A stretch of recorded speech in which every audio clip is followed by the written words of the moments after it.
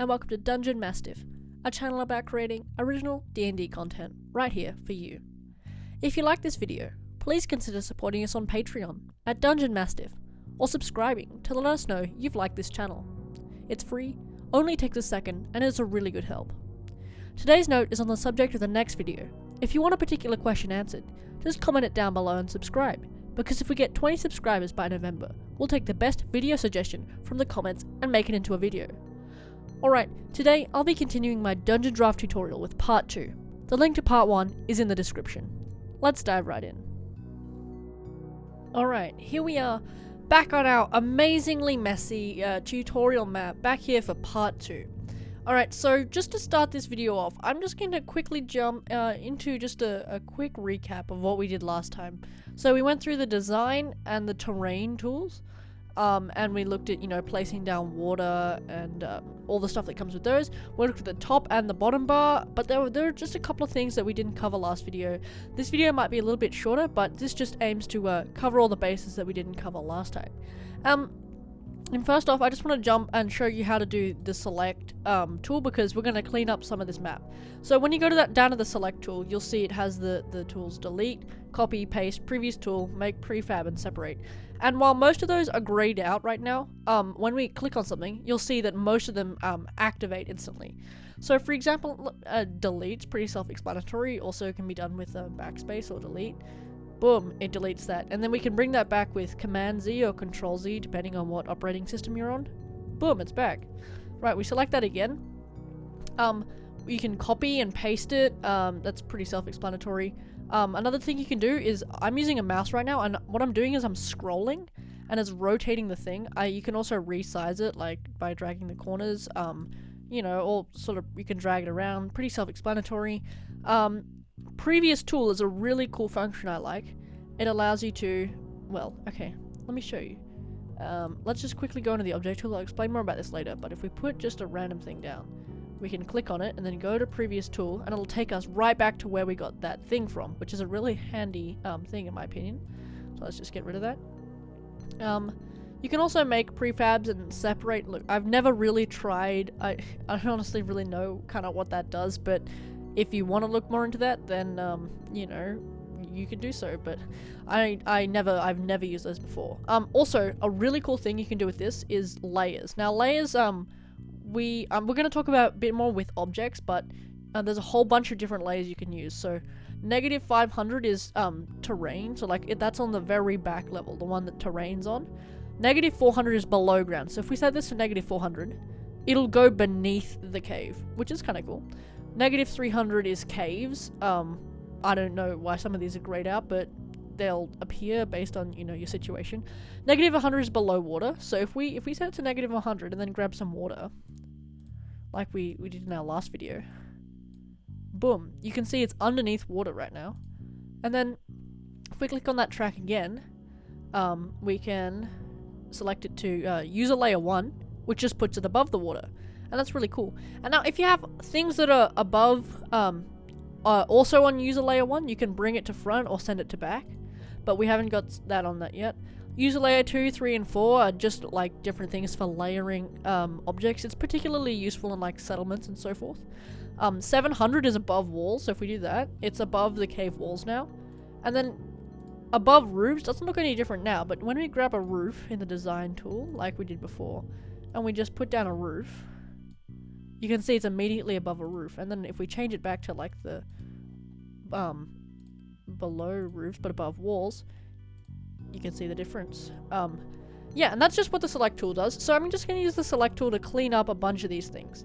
Let's go into the water section, and then we can press Alt and click and drag over where we've already put water down, and that deletes it. Boom, and we can do the same for our materials in our material brush. Pressing Alt should do that. I don't know why that happens, but there you go. I think we can do this by selecting it in the selection tool. I've never really tried to get rid of materials before. That's interesting. Moving on, we have we can get rid of this house thing here, I suppose. Just clicking it and pressing delete, doing that, getting rid of all this random stuff, and we're left with interesting looking cave, I suppose. And let's see. Okay, so what we're gonna, the main focus of this video is probably going to be in the object tool, because that's like where most maps come together. So when we go into the object tool, that's the third tool down from in this bar on the side. The object tool has two sort of subplots, the object tool and the scatter tool. So if we go into the object tool, it opens up a whole lot of stuff. So let's just go through. You see it has two columns on either side. Let's go through this column first. It has the same layer drop-down menu that the select thing had before.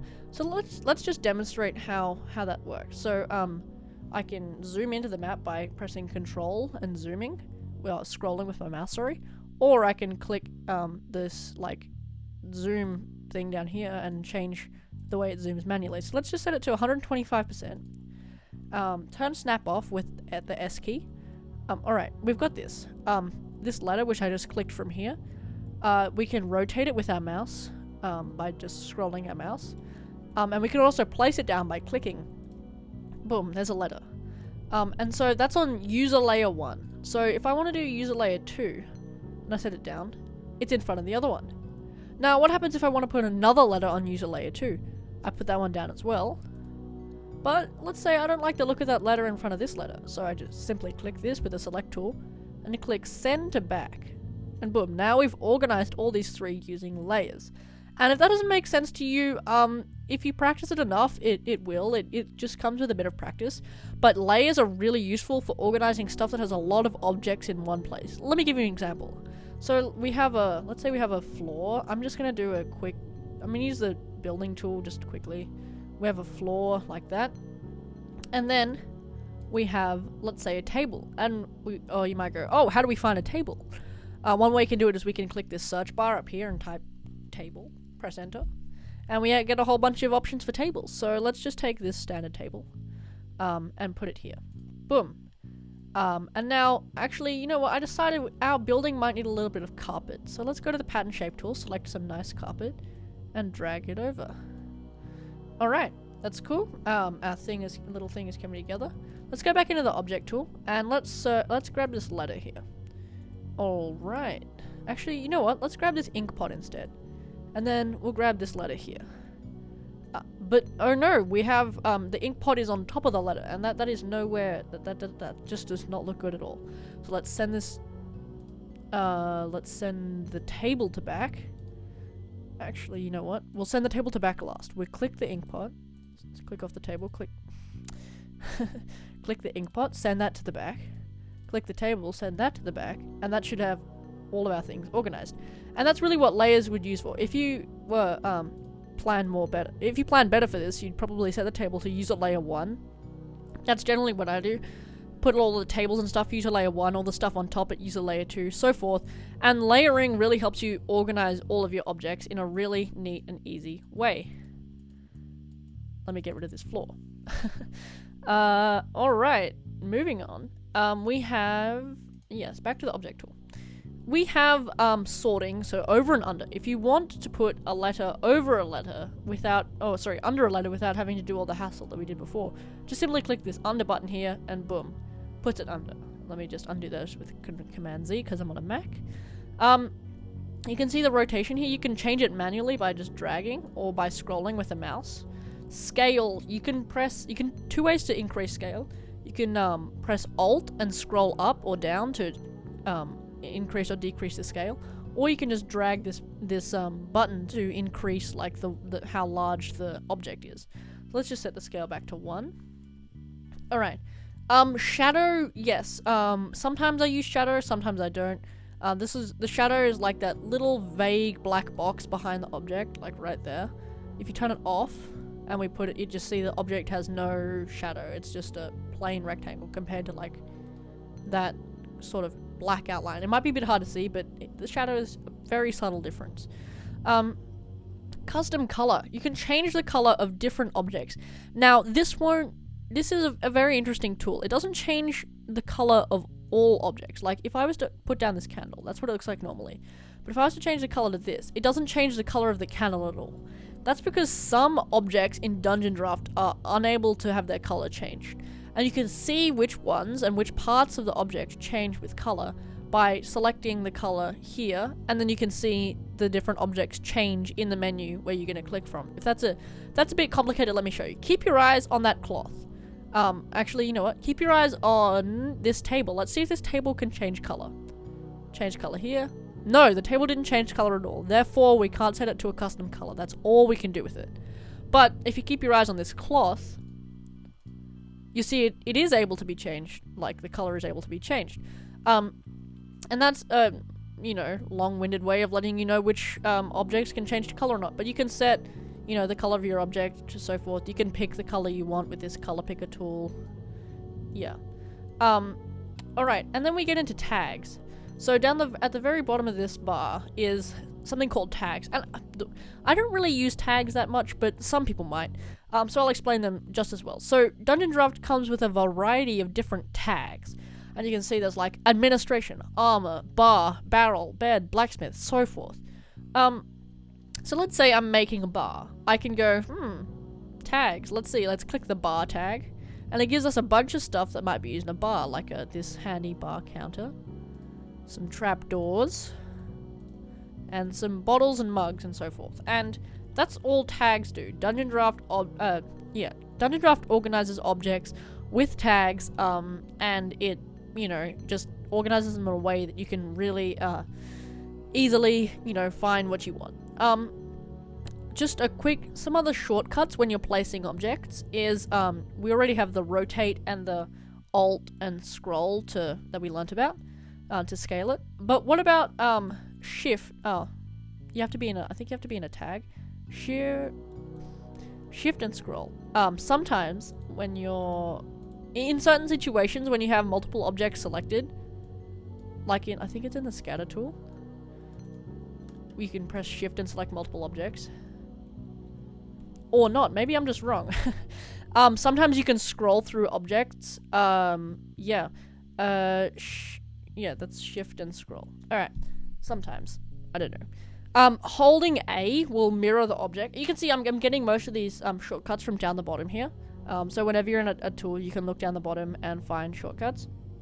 Holding A mirrors the object to a completely different rotation, which is kind of useful if you like, see, doing this isn't the same. Like, if you have a book like this, for example, scrolling it all the way around like that isn't the same as doing that and then scrolling it from there, because it's a different rotation, different thing entirely. It's just a bit quicker.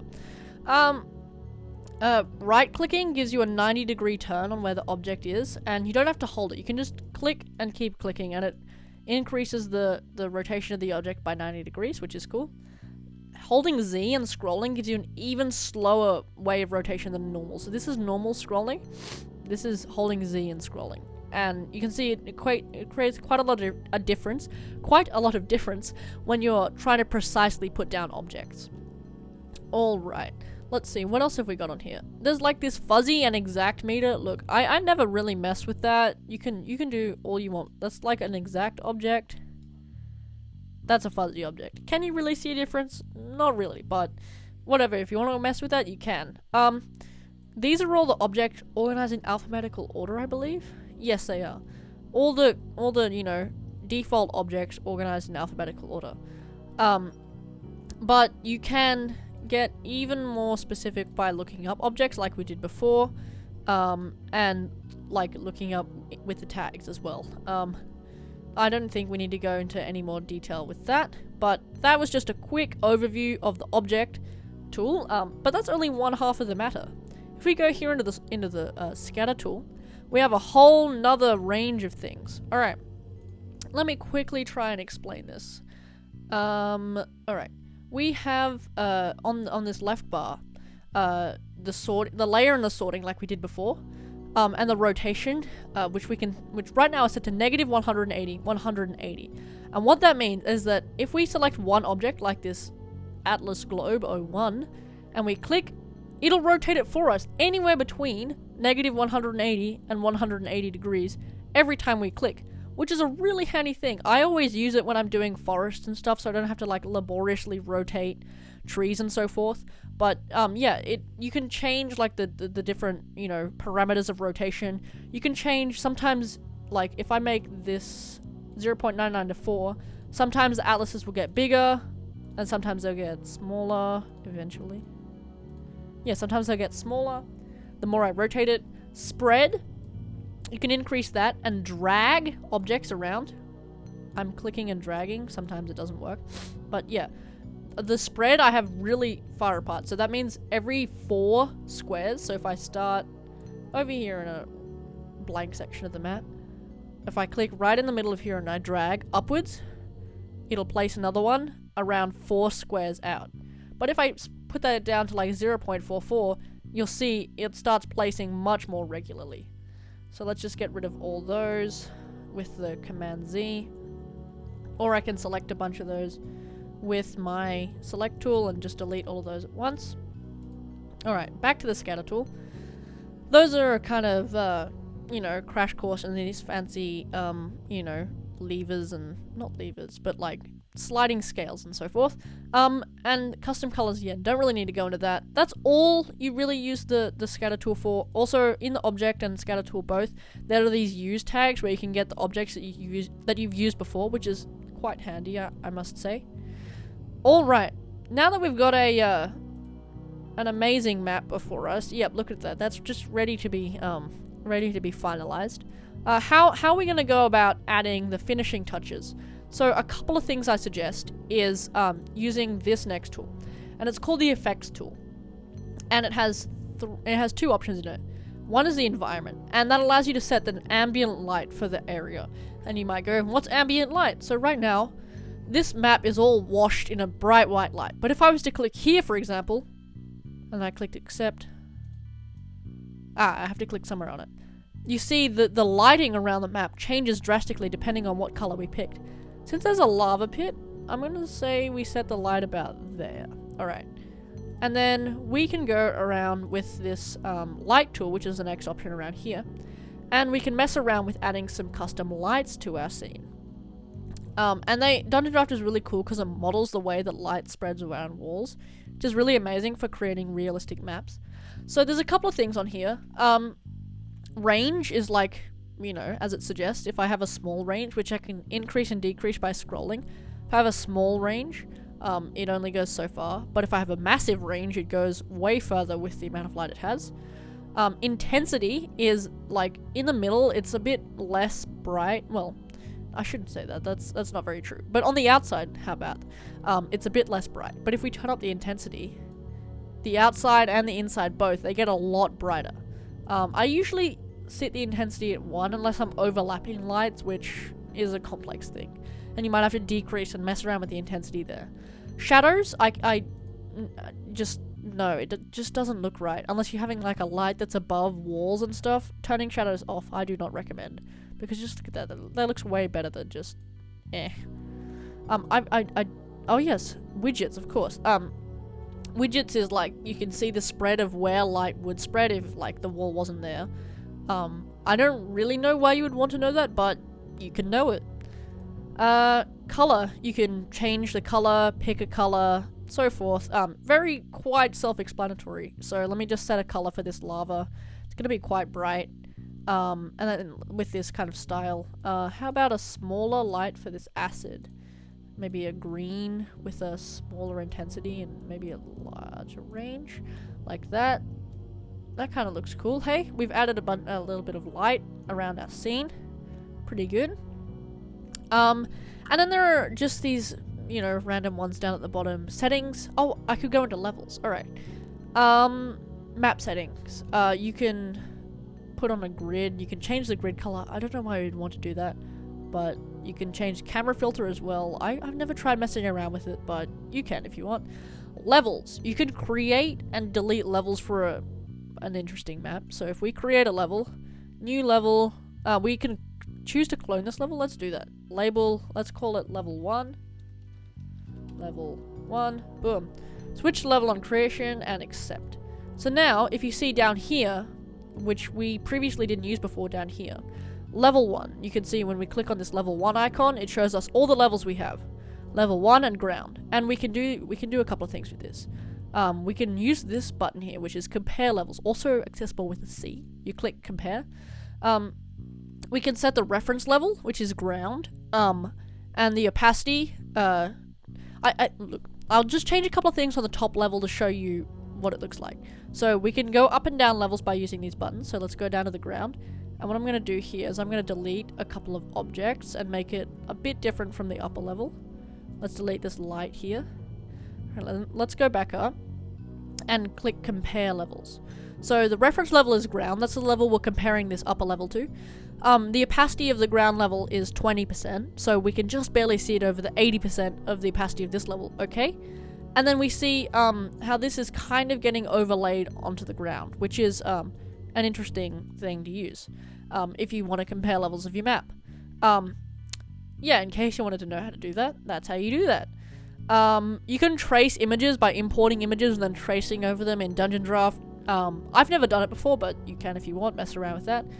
Text, look, text, it's really self-explanatory, come on. Yeah, you can just add text like, hi.